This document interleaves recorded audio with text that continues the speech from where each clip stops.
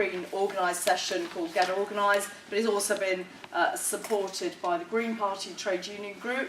Remember, if you're a member of the party, you can ask to go on the email list for the Green Party Trade Union Group as well, and visit our Facebook page and get involved there and post your stories and comments.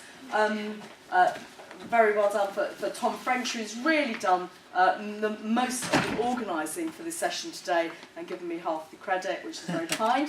I'm Romayne Phoenix. I'm back on the National Executive in the role of Trade Union Liaison Officer, and we are promoting a growth of a network of Trade Union Liaison Officers at every regional level and eventually every local level throughout the party, because those relationships need to be built. Some, crucially, will be built at a national level, but to be honest, the work that you can do at a local and regional level will be crucial into pushing that wave of change over the years, to letting trade unionists know about our policies and know who is on their side as we go through the years. What have trade unions ever done for us? 2-day weekends, 8-hour working day, maternity leave, retirement ages, occupational health and safety, workplace pensions, paid holidays, equality laws, the right not to be sacked just because you got married or had a baby or because you're ill, pay increases, a minimum wage, collective bargaining, the right of working classes to organise themselves, and, well, we haven't got children still going up the chimneys, although not everything is perfect and we accept that. I'm delighted, I'm really looking forward to hearing from our speakers today. We have Fiona Edwards from the Students' Assembly, we have Ellie Drake from NUS USI, we have Lorna Jane Tooley from the RMT, and we're joined by Piers Telemacque from the NUS, who's Vice-president of Society and Citizenship. So, and then at the end of that, we've got a very important Young Greens campaign launch, which I will leave then to Thom, Thom Fringe to bring to you today. So I'm going to ask our RMT speaker, Lorna Jane Tooley, to open up our session today. Thank you, Lorna.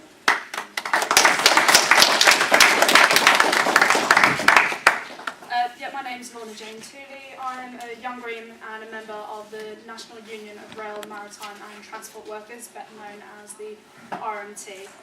I'm highly active within the union. I'm branch secretary, I'm the regional training officer for the London Transport region, and I'm also on our young members and our LGBT advisory committees. Before I joined RMT, I didn't have any experience in trade union. To be honest, I didn't even know what a union was. I left school when I was 16. I worked in the call centre and then later on in retail. Whilst I was doing all of that, I never questioned anything like, why did I not have an employment contract? Why was I working with someone on a Friday and they go in the boss's office and then they weren't there on a Monday morning?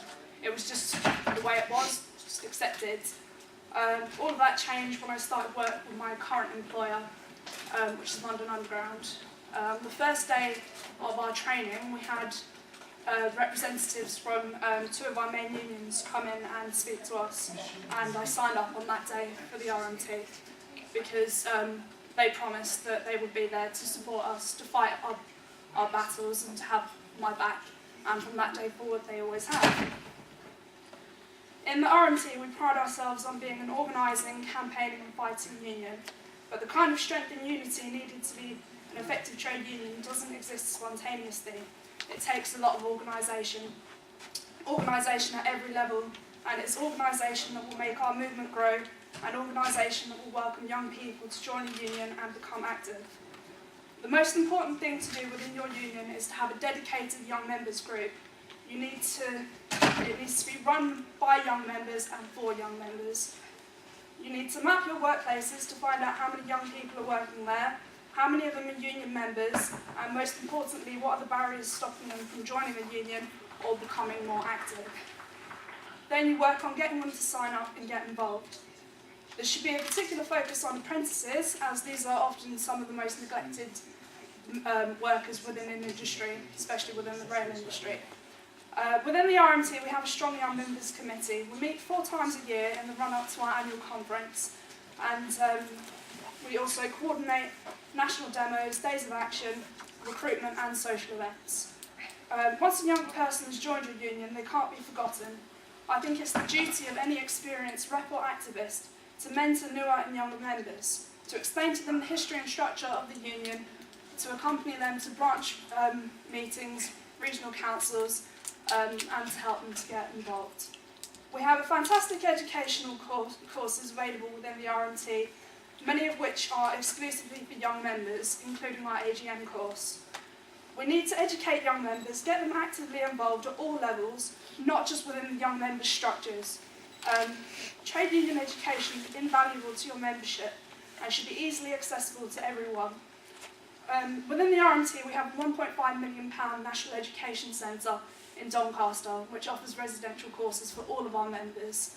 It's also my own role to offer trade union education locally within my region. For young members in particular, this will give them the knowledge, skills and confidence to get involved at all levels within the union, to write resolutions and to stand for election. Our Young Members Conference sends resolutions to our AGM every year, and in the last 2 years we've passed resolutions on naming and shaming employers who don't do enough to protect young workers from violence, on making it union policy to focus on the recruitment, retention and development of apprentices, and to run an international programme with members of other transport unions internationally. Something we're very passionate about and starting to move forward with is a programme to offer trade union and political education to young people. We all agreed that we had little to no trade union or political education in school, and what controls what's taught in school is politics. It's our objective to offer a brief, non-biased history on trade unions, the core objectives of the main political parties, and why we decided to join a union and the benefits that we found of doing so. The biggest difficulty that we're finding with this is schools that will actually allow us in to speak to their students. It's my personal view that the best way forward with this is to work with student unions within colleges and universities to put on these events, to create links with members of teachers' unions to help us get into the schools, and also run these workshops in other organisations such as youth clubs, scouts, things like that. All the while we'll still be knocking down secondary school doors and saying, since we've last been here, we've offered this workshop, this day, to X amount of people. Last time it was this many, this time it's more, just to prove to them that there is a demand and a success for it. If enough young people are educated in politics, their voice will make a change. Almost 60% of young people don't vote. I don't think that's because of apathy. How can you be apathetic to something you don't understand? And how can you even begin to understand a system which is designed to drag you down to the point where all you can think of is survival? A system designed to drag you down so far that an alternative seems impossible. Young people are one of the most neglected groups within our society.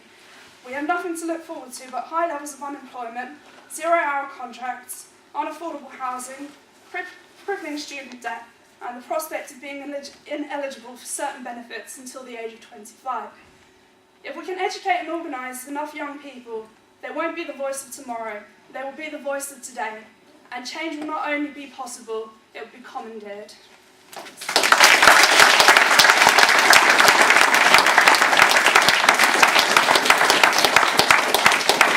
Thank you very much for that, Lorna. I'm going to go through the panel and we'll do our contributions first, and then we will open it out for questions afterwards and discussion. So if you've got any points, if you want to sort of try and make them sort of succinct in your mind or make a note of that, that would be great. Well, next I'm going to ask Ellie Drake from NUS USI to make her contribution to our meeting. Hello everyone. So my involvement with trade unions is one that started in a personal capacity and has evolved into a professional one. My family have been involved in trade unions for as long as I can remember, and it's always been a massive part of my life. I've been going to the Tolpuddle Martyrs Festival since I was 7 years old, and the festival celebrates the lives of the 6 Tolpuddle martyrs who joined a trade union to demand better rights for workers. They got transported to Australia. It's a weekend which allows everyone who attends to reflect on the struggles of people before us, but also the struggles we are still currently facing. Attending has become a bit of a family tradition. Because of this, I've always had an awareness of trade unions, the brilliant work they do, but also the backlash that trade unions receive from the media and, more importantly, from the government. When I went to university, it seemed like an almost natural step to immerse myself in the student movement, which led me to stand for election. I was voted to be Women's Officer for NUS USI, the National Student Union of Northern Ireland, and this role has truly opened my eyes to the fantastic amount of young people doing their best to create positive change in our society. But it has also made me realise just how many young people harbour feelings of apathy and disillusion. Working with the 11 student unions situated all over Northern Ireland is extremely gratifying. As a national body, we are able to liaise with both students and politicians that sit in the Northern Irish Assembly, so that students' needs are being heard directly by the politicians who represent them.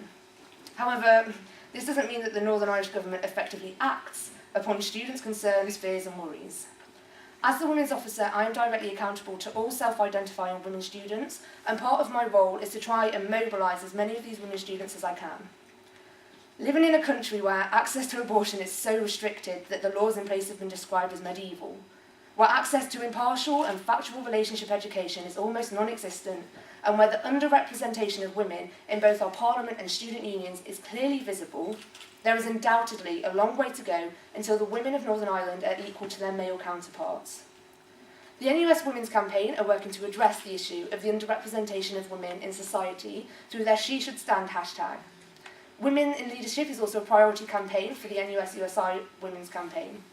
Although women are present in college and university life in a fashion not dissimilar to their presence in society, they seem to be at the very least overlooked. The extra rungs in the ladder that a woman has to climb in a bid to access the top tiers of society compared to a man are clearly visible. These campaigns aim to address this problem by enabling women students in Northern Ireland to develop skills in speech writing, motion writing, public speaking and confidence building. So many women don't even think about standing for election in their students' union until someone tells them they should. We want to pass the skills for the Women in Leadership campaign past the institutions of further and higher education and into organisations, trade unions and wider society. Over the next year, NUS USI, like everybody else, are working in the context of not only a general election, but we've got an assembly election in around 600 days now too. With political relationships as frayed as ever, and as an organisation, we are well placed to work with unions to set a progressive agenda for the future of education and society as a whole. Across the United Kingdom, students make up a voice of around 7 million. If all of these voices work together to demand change, politicians would have no choice but to sit up and listen to the future generation whose society they are working towards destroying. A society with privatised healthcare, a marketplace education system, and austerity measures that affect the most underprivileged in society. This is not a society that I want my generation and generations after me to have to live in. Only on Monday, NUS USI found out that in Stormont, the Department of Employment and Learning had cut FE hardship funds by £1.3 million over the last 5 years. Hardship funds are a vital lifeline to the most vulnerable students in Northern Ireland who struggle to cover the cost of their basic needs at times during the year, and this cut is unjustifiable. Applications for the hardship fund have risen by 1,000 in the last year, and continued cuts to this funding has meant that some colleges in Northern Ireland have had to set up food banks to help support their students. This is an outrage. Cuts like this continue to make education accessible for those who can afford it, sustaining the elitist view that education is not for everyone, but it is. Our society is in trouble. Our students are in trouble. But what can we do to change this? Solidarity is key. If students mobilise and can stand together and oppose these unjust cuts, they are strong. If trade unions, other politicians and everyday people stand beside us, we are even stronger. Rebecca Hall, President for NUS USI, has a meeting with Minister Stephen Farrar to contest the cuts he and his department have made to the hardship fund. She will be presenting him with a petition, and it would be fantastic if you could all make an effort to sign it. It's on the NUS USI Twitter page, and it's also on my own personal NUS USI Twitter page as well. So you can find that it's just NUS USI. If you could manage to sign it, that would be brilliant. Solidarity is crucial, but can only work between people who know the wider political movement and want to take action against it. So, what about the young people I previously mentioned who may feel disillusioned and disengaged? The TUC's motto, agitate, educate, organise, is a great way to start engaging and introducing new people to getting organised. Issue-based organising allows us to make it personal to the individual. Each and every person has one thing that they care about, whether it be a charity, the environment, women's rights or anti-racism campaigns. By talking to individuals, finding out what they are passionate about and why they're angry about it, you begin to start to agitate. It's vital that we then educate people as to why and how these single issues are connected to the wider political, social and economic problems. By connecting these dots, you allow a person to see that their single issue is not an isolated issue, but one that is inextricably linked to wider problems. And once these dots are connected, we can then effectively and efficiently begin to mobilise. We can build strong and resilient campaigns and get voices heard of not just students but all young people, all trade unionists, all workers. We can campaign for a better, more equal and more just society.